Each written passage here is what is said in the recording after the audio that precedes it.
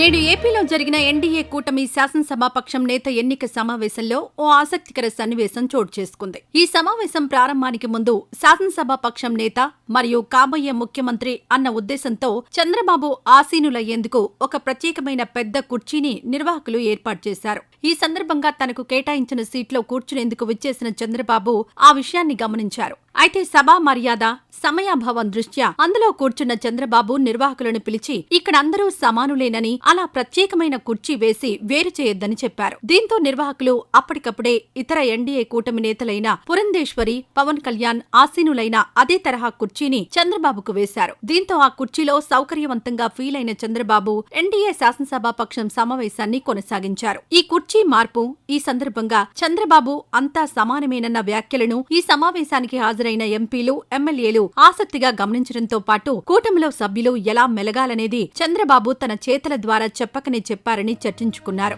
ఈ వీడియో నచ్చితే లైక్ చేయండి, షేర్ చేయండి. మరింత సమాచారం కొరకు మా ఛానల్ను సబ్స్క్రైబ్ చేయండి.